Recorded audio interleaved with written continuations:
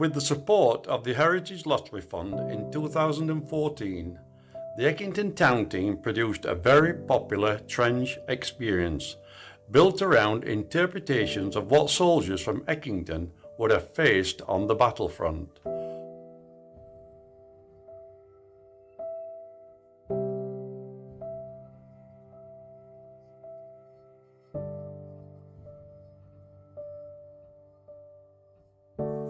Over a period of 5 weeks, we received lots of excellent reviews from young and old alike.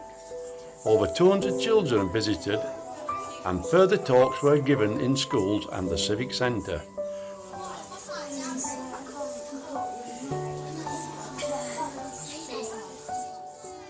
There were sound effects and podcasts playing as visitors made their way through the trench.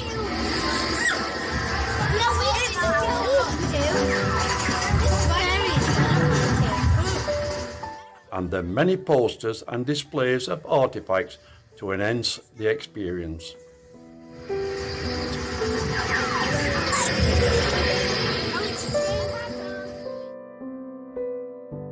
In 2018, people in Eckington were asking what we were doing to celebrate the end of World War I, and so once again we applied for funding to research the second project. This was named 1918 Soldiers and Their Families and What Happened Next. This wasn't as easy as we first thought. There were very few people who had first-hand knowledge about what actually did happen to the returning soldiers 100 years ago. On the 7th of November, the audience were entertained by a professional actor. He spoke in front of a mock-up trench and described his uniform and kit. With voice-over, pre-recorded, and the brave volunteers acting out the scenes, there was a set of vignettes to be performed on the stage in the Civic Centre to tell the story of recruitment. Then scenes at home as the young men went off for training and eventual transfer to France. As the story unfolded, some histories that have been uncovered about local men were told along with slides and poetry. Where did it start? Well, to start with, I was still at work. I went foundry. Me, and I got a little lad helping me, Jimmy Tate. We both worked in foundry line. Well, one day, Jimmy comes in with newspaper, and here it said, in paper, Germany had invaded Belgium. Well, I'll be honest with you, that didn't bother me to start with. I didn't even know where Belgium were like. But anyhow, young Jim, he kept coming in with newspaper and showing me stories of what Germans have been doing in Belgium. And as I knows, they've been doing some very terrible things. One thing, they'd go into a village and they'd get babbies, little babbies, and throw them up in air and catch them on the bayonets, and they'd even roast them and eat them. Oh, that got me right mad, that did, I'll tell thee. Because, well, our Gracie then, she was about 18-month-old like, and I thought, Jerry's going to be walking into Chesterfield, going knocking on my door, coming up my stairs, grabbing my lass. I thought, I'm not having it. But to be honest, it was young Jim's idea. He was only 15 and he wanted to get out at foundry, he wanted some adventure, and he told us, he said, let's join up, Cliff. That's me, see, Clifford Lone. He said, let's join up. And I thought, they're right. I don't want nobody coming into my house and getting our little Grace. So we went down to Queen's Park in town, and we queued up along with the rest of the men. Anyways, I went first, and I'll be honest with you, I thought I'm going to struggle here because I'm 39 years of age. But no problems, I win. Anyways, young lad comes next. Oh, Jim, he's never lied in his life. And he told guy, he said he was 15. Well, man put his pen down like, and he shook his head and he said, nah son, I've got to be 19 to join the army. Well, young Jimmy was almost in tears. So I said, nah, come on lad. And we walked out the park, We had a good walk round the park and I kept my eye out. And I noticed that one recruiting officer, he walked off and another one took his place. And I said, now Jim, get the send back in queue. But remember, they're 19. And we worked out his age, his date of birth. And we got in queue and he got to the front and he was in. We were both in this time. You see, they were forming a new battalion of new men. Kitchener's Army, they were going to call us, because we'd all volunteered as soon as war started. And this new battalion, we thought we were going to go straight away. We thought we were going to go straight out to Belgium, sort out these Germans, sort out these people who were bayoneting, baiting, and shooting women and children. But no, they said they didn't need us just yet. We had to wait a bit. So even those we tried to get out at work, we ended up back at work next week. But anyways, it weren't long before we got the telegram. We were to go back to Queen's Park. This new battalion was ready to go. We were ready to ship off to be trained. Well, we got down to the park, 1,000 men, 2nd, 5th, not starving. We were all there together. We all lined up and we walked down towards the train station. We were all cheering. There were our lads with young Gracie in their arms. There were Jim's man. Everybody were waving. Everybody were cheering. Some people were crying. Tell you something, it made me feel proud. Made me feel I'd done a great thing. Well, they took us to the train station. I thought we were just going to go onto the trains, next stop Belgium. But they kept us going on. And they kept us walking and walking. And they took us to this place called Clipston. Have they ever been to Clipston? Oh, it's a rate done part of. Anyways, Hello, my love. Did you hear about Enoch? Enoch Jones? He died. Killed in battle. He were in the Sherwood Foresters, not St Derby like a lot of them round here. The chapel had a service for him after Sunday service. Well, it was good of them to do that, but he was a good lad, and he was only 24. He died on 1st of July in that big battle in France. The Somme, I think they call it, or something like that. Did you see about it in the papers? Casualty lists seem to go on forever. They said it was a black day for the Empire. Lots of lads from round here as well. Alfred Hadfield, L.G. Ward, Richard Davis, and I heard Herbert Ditcher was injured, so who knows what's happening there. Rose Jones will miss Enoch. He were a good son. May will miss him too. She loved her big brother, and he was only 2 years older than her. Yes, lots of people round here will miss Enoch. He were a good teacher, you know. Little ones in chapel looked up to him. He were down the mine and a fitter like his dad from a young man. And he didn't have to go to war, you know. He was a volunteer, and he could have said, I'm a teacher or I'm a miner. We need people that can do all that. And who knows how long this is going to go on. Do you remember that when it first started, some people thought it would all be over by that first Christmas? Clever folk as well. Reverend Eben preached a good service, sermon about life and death and it being part of the pattern of life, though we can't always see it. Well, it's all very well, but some of us have got to carry on. I'm knitting socks and mufflers for the men out there. I know it's summer now, but it won't be for long. They'll need some warm things out there in those trenches. Anyway, nice to see you, love. You look after that family of yours, and let's hope they don't take all our lads. I looked up to Tom Cummins, Thomas Coote Cummins to give his full name. He preferred Tom. That's how I knew him. I knew him well, even though I was 2 years below him at King Edward's School in Sheffield. King Ted's as we all call it. We were both boarders, at Linwood, up near the school. Though neither of us lived very far away, it was very exciting being in Sheffield. Always lots going on. Tom's parents live near Eckington, a nice house. I visited once or twice with Tom.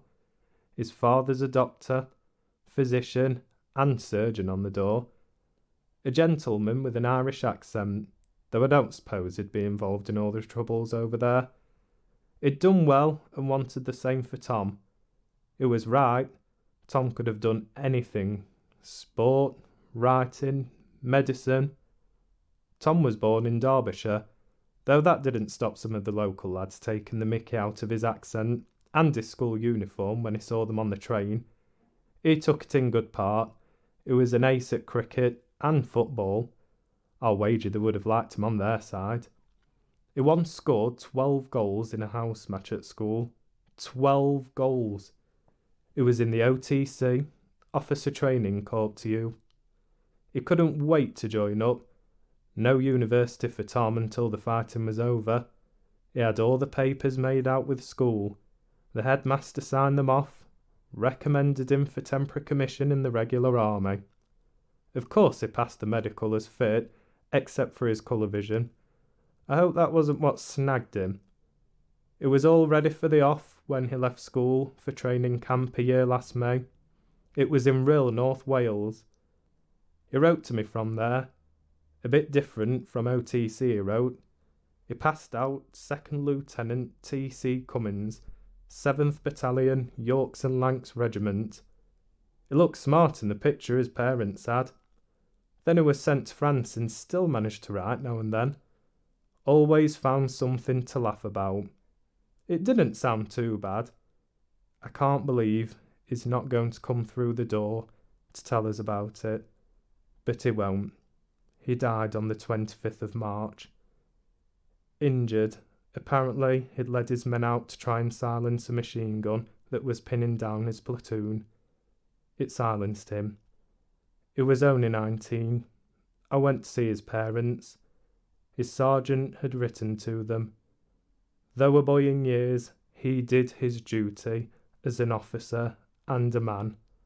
They're proud of that. We all are. But I think they'll leave the area. I don't think they can bear it here anymore. Well, we didn't think it would be so long coming when it all started, did we, love? Armistice signed at last. Lord save us. What a long time ago the start of it was. So much has happened. I feel years older. All those men and boys rushing off to enlist, then conscription. Those who came back injured and quiet, and those who didn't come back. Our friends just waiting for news, knitting socks and blankets. And our girls. Who'd have thought Daisy Smith would be away in France looking after soldiers? Or Edie Harrison working on trams in Sheffield? All the hundreds of boys in France. So many. Children themselves, really, some of them. Well, you know Stanley was really only 16 when he volunteered. Some of the others were family men, though. Do you remember Harry Lund, the decorator? That poor little boy of his was only 6 when he lost his father. His dad died a hero, though. Military medal. Eckington should be very proud of him. And Mr. Priddy too. Sergeant Major Priddy, I should say. So well known and well respected round here. Family say he's very poorly, and I'm not sure whether he's at home or being looked after down at the infirmary. But enough of all this sad talk. We should be happy today. Hopefully we'll never see another war like this one. Some of the lads we've got home are out enjoying themselves even though they've been injured. And if they can do it, so can we. Some of them are out with young ladies or ringing the bells. Can you hear them?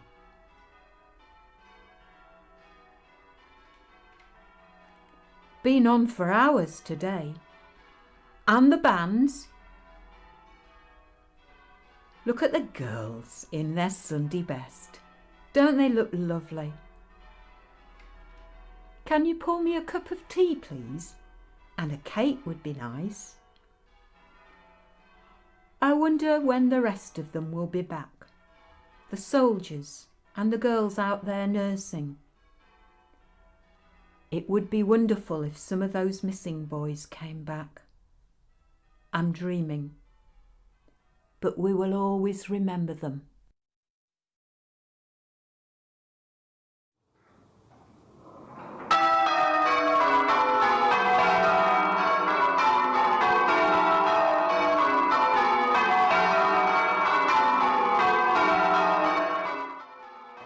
The following evening, the Eckington church bells rang for half an hour, followed by a performance by the Eckington Singers of a varied programme of choral music for the programme entitled When the Guns Fell Silent.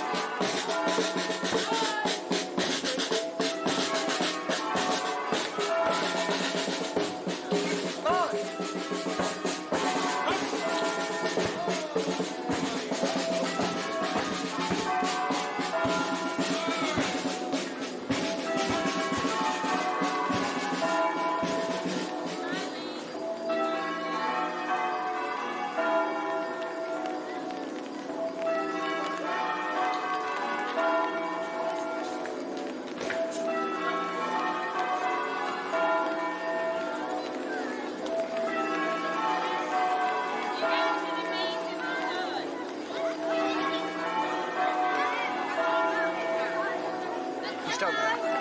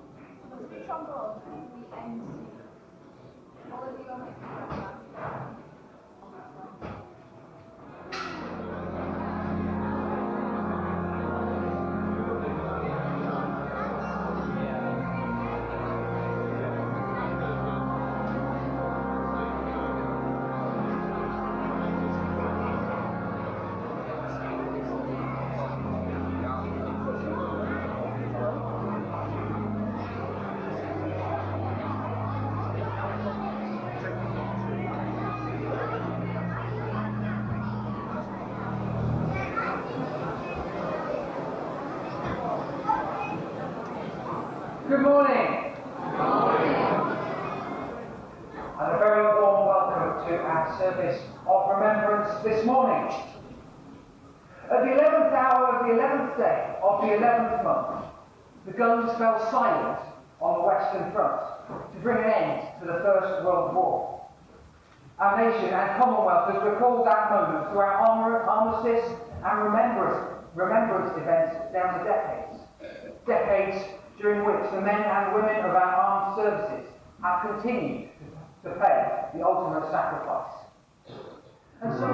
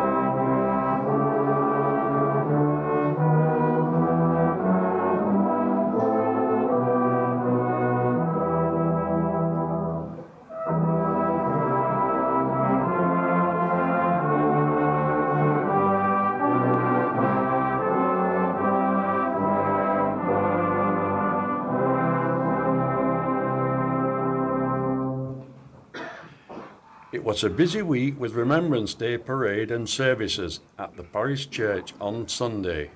The Scouts, the Cubs, the Beavers and the Rainbows had been very busy decorating the 87 laser cut-out soldiers, and they were distributed throughout the congregation. The rector used these in his sermon as they were holding them stood up when each year of the war was stated.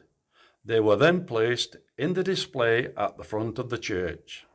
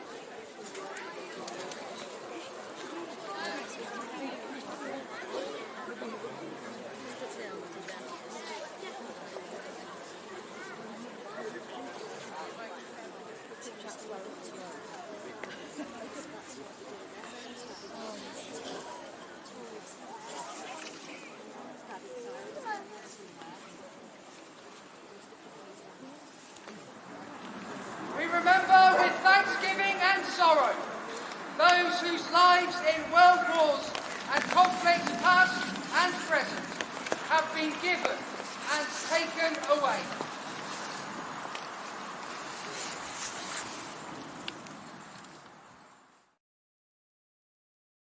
The wind blows wild. I stand erect, saluting stiff to show respect. Thoughts of many years gone by, of friends remembered where they lie. I hear the bugles calling us. Like sheep we follow with no fuss. But fear screams out from every pore, the taste of death, the shells of war. Loud blasts that shatter, spit and flame, a hell, an evil, dangerous game. A battleground where death was met, and we who lived could not forget. The cold, the mud, the rats, the noise. We never lived now, did we, boys? Over the top we tumbled on, someone's sweetheart, someone's son. We thought it would be done that night. Adventure, lads, let's go and fight. How wrong we were to think this way. So many dead, not here today. Someone made poppies bear the blood of all the fallen in that mud. The beauty of the silky red spread fields and trenches of the dead. The smoke, the smells, the rotting feet, the memory that I can't defeat. Blown off limbs and cries of pain, I'm back with those I knew again. Men weeping, sobbing for their loss. I ask now, was it worth the cost of bodies strewn from here to there, and poor old Tommy, know not where? A war to end all wars, they said, but all those young men now are dead. The dreams, the hopes, the lives of worth are gone to dust, returned to earth. So on this bleak November day, I think of Johnny, Fred and Ray, and hold the hearts of all those slain, and promise not to war again. But seems that man will never learn that war will maim and kill and burn. For no, the fight is not yet fought, man has not listened as he ought. Remember how they suffered so, and all of this was so we'd know a freedom quite unlike they had, which leaves us feeling deeply sad. they who on the 11th day we honour much and humbly say, for all you gave and lost, my friend, will live for ever without end.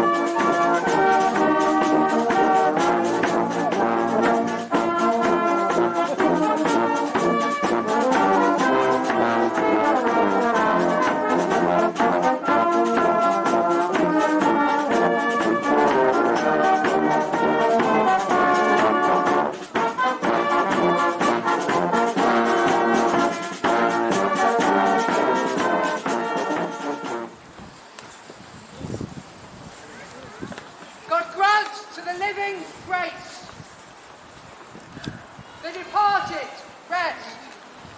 To the Church, the Queen, the Commonwealth, and all people, the peace of God. And to all his servants, life everlasting. And the blessing of God Almighty, the Father, the Son, and the Holy Spirit be upon you and remain with you, now and always. Amen. Go in the light and peace of Christ. Thanks be to God.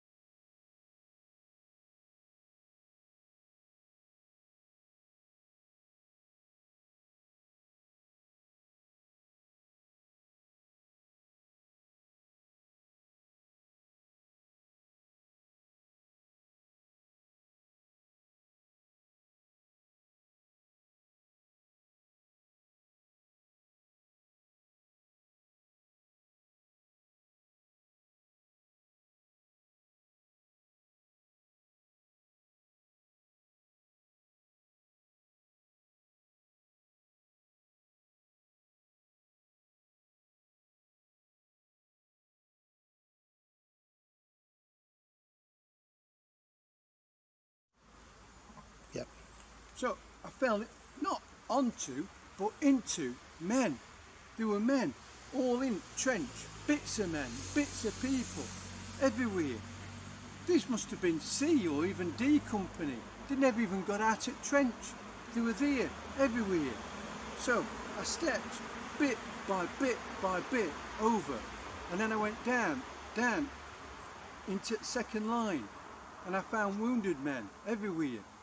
And I said to them, I said, have they seen us, eh? Second, fifth, not Derby. Have they seen anybody? And they pointed us further down. So I walked further down into reserve line, and I saw one of our sergeants, and I went up to him and I said, Sergeant, it's me. He said, who are thee? I said, it's me, Clifford Lone. And he looked at me and he says, I didn't recognise thee. Here, they'd better have this. And he gave us a mug, and I sipped it. Bloody hell, it was neat rum. But I tell thee, that's what I needed at that point. And that was our first day. But the battle couldn't stop. We had to keep attacking. We had to keep going.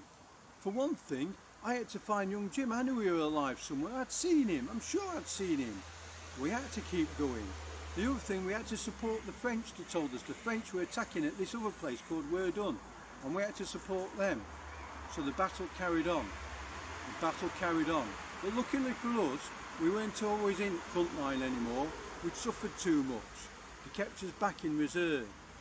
And then, later on in the year, they moved us to another place. Say when? Hang on then. Rolling. Oh, hey, up there. Know what? Was I at war? I was there. Seems like a lifetime ago now, but I was there. You want me to tell thee about it? Alright then. Well, get me a pint in, sit down, and I'll tell thee what it was all about. What do you reckon? Yeah.